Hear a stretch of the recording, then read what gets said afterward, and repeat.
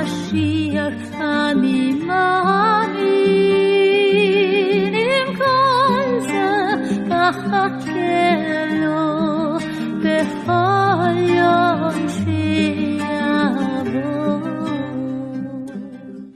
Shalom, vamos falar um pouco sobre o Brasil judaico desconhecido, sobre essa influência judaica na descoberta do Brasil e onde muitos hoje brasileiros têm origem judaica, mesmo sem saber dessa sua própria história, da sua própria origem.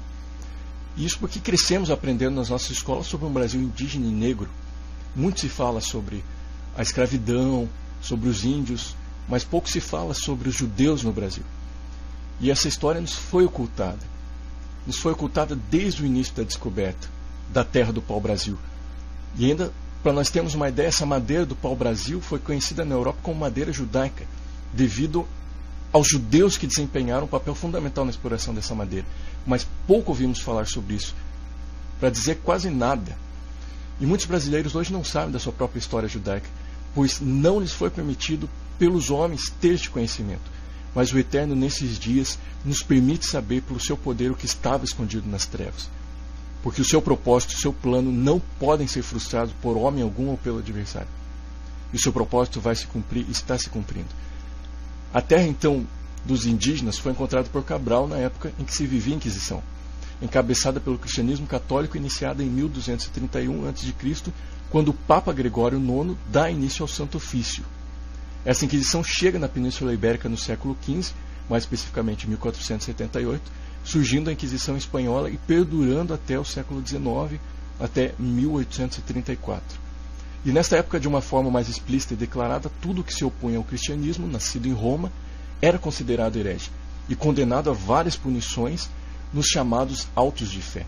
E essas punições variavam da exposição pública até a pena de morte em fogueiras e outros meios de torturas. E segundo estudiosos, a Inquisição foi considerada um importante instrumento na política chamada limpeza de sangue contra os descendentes de judeus e de muçulmanos convertidos, e difundia uma ideologia antissemita. E sabe-se que os candidatos à ocupação de um cargo no tribunal do Santo Ofício deveria comprovar a pureza de sangue, ou seja, não deveria ter descendência judaica. Houve muita perseguição para com os judeus por parte da igreja cristã daquela época. E isso percorre até hoje, só que de uma forma menos explícita. E os judeus que têm origem na Península Ibérica, Espanha e Portugal, são chamados sefaraditas. E dentro deste grupo surge com a Inquisição os chamados maranos, que vem da junção de duas palavras em hebraico, mar mais anus, que significa conversos à força. São judeus convertidos à força, mas que não converteram seu coração. Estes são os anusim. O termo maranos também tinha um termo pejorativo entre os perseguidores, porque poderia significar em espanhol porco. E esses judeus convertidos à força, juntamente com os muçulmanos, eram e são denominados de cristãos novos. Esses são os cristãos novos. Em 1481, os reis espanhóis Fernando e Isabel mandaram chamar Tomás de Torquemada, um inquisidor espanhol, para investigar denúncias sobre a presença de judaizantes. Ou seja, cristãos novos, judeus convertidos e batizados pela Igreja Cristã Católica, mas que continuavam a praticar sua fé judaica de forma escondida. Por exemplo, o Shabat era observado de forma camuflada, e assim outros costumes e mandamentos da Torá também eram observados de tal forma que não fosse descoberto pelos inquisidores. Mas com a perseguição culminou na expulsão dos judeus da Espanha em 1492. E no alvará de expulsão dos judeus da Espanha diz assim: e ordenamos previamente neste édito que todos os judeus e judias de qualquer idade que residem em nossos domínios e territórios, que saiam com os seus filhos e filhas, seus servos e parentes, grandes ou pequenos, de qualquer idade até o fim de julho deste ano, e que não ousem retornar às nossas terras, nem mesmo dar um passo nelas ou cruzá-las de qualquer outra maneira. Qualquer judeu que não cumprir este édito e for achado em nosso reino ou domínios, ou que retornar ao reino de qualquer modo, será punido com a morte e com a confiscação de todos os seus pertences. Bom, a partir desta data, um número de aproximadamente 120 mil judeus se refugiaram no reino vizinho de Portugal, sob o reinado de Dom Manuel I.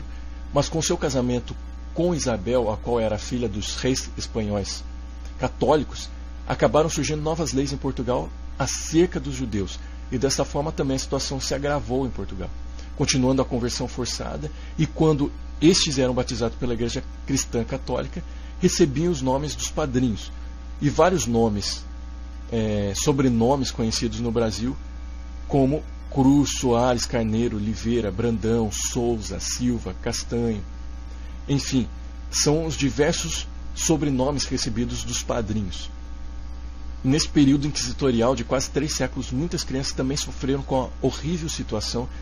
Segundo a pesquisadora e historiadora Tuti Carneiro, Dom João II, durante seu reinado em Portugal, que teve início em 1477, mandou pegar as crianças de 2 a 10 anos e lançarem na ilha de São Tomé, na África, para serem mortos pelas feras.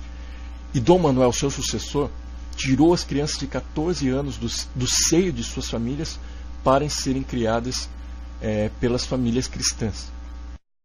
E em meio a este agravamento das relações em Portugal, as terras do pau-brasil foram descobertas por Pedro Álvares Cabral, trazendo consigo na embarcação alguns judeus de prestígio na corte, tais como Gaspar Lemos, o qual viu o Novo Mundo como sendo uma terra prometida para o seu sofrido povo judeu.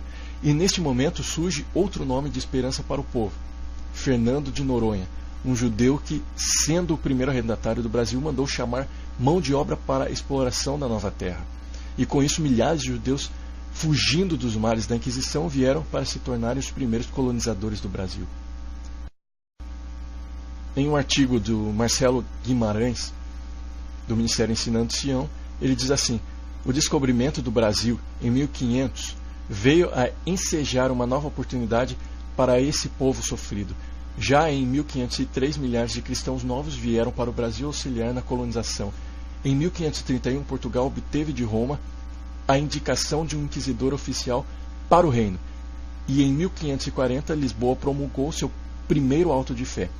Daí em diante, o Brasil passou a ser terra de exílio, para onde eram transportados todos os réus de crimes comuns, bem como os judaizantes, ou seja, aqueles que se diziam aparentemente cristãos novos, porém continuavam em secreto a professar a fé judaica. De uma simples terra de exílio, a situação evoluiu e o Brasil passou a ser visto como colônia.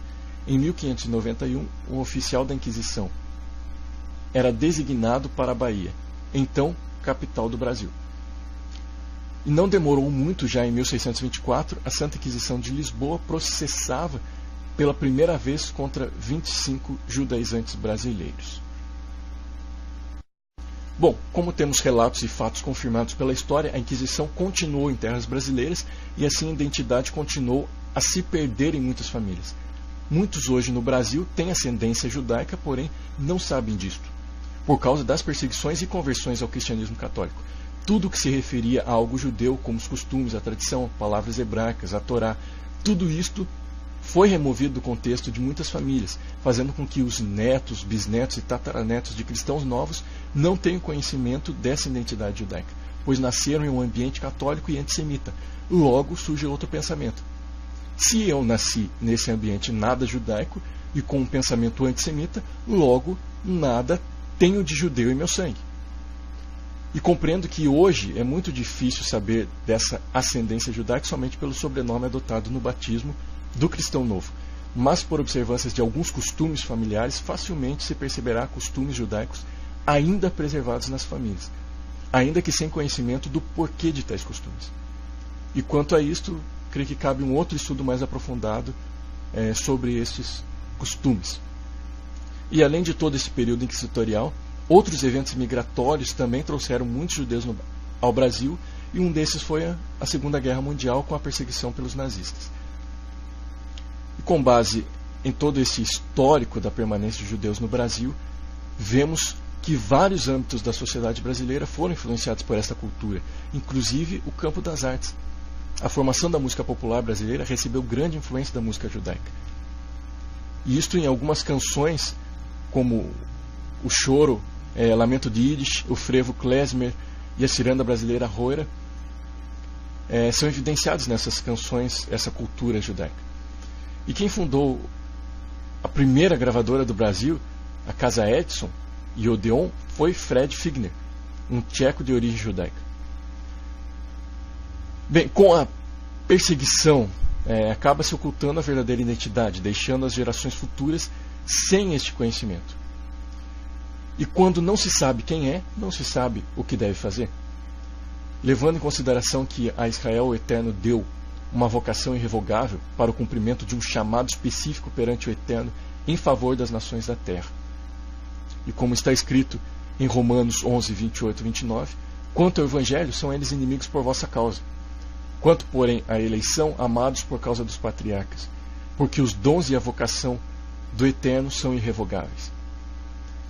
E por isso não é à toa que sempre houve a investida para se anular a identidade dos filhos de Israel, e um dos propósitos da vinda do Messias, Yeshua, é resgatar o que se havia perdido. E isso inclui resgatar a identidade perdida do povo judeu, ao qual foi confiada a palavra do Eterno, como está escrito em Romanos 3, 1, 2. Qual é, pois, a vantagem do judeu? Ou qual a utilidade da circuncisão? Muito sob todos os aspectos, principalmente porque aos judeus foram confiados os oráculos do Eterno, ou a palavra do Eterno. E assim o Eterno tem proporcionado essa techuvá, o que significa esse retorno, essa volta à origem. E muitos no Brasil têm sido despertados mesmo sem saberem ao certo o que tudo isso significa. Mas algo no interior se move para uma volta à identidade judaica, e esta volta não é necessariamente aos costumes e cultura, mas sim um retorno à vocação e chamado que procede desde os tempos antigos, desde Abraão, Isaque e Jacó, assim estabelecido irrevogavelmente pelo Eterno. Mas, como eu costumo dizer, o despertar pertence ao Eterno. Porém, o levantar da cama cabe à nossa ação, à nossa posição, ao nosso posicionamento. De nada vale o despertar, se não levantarmos da cama. Se você tem sido despertado pelo Eterno, levante-se da cama. Shalom.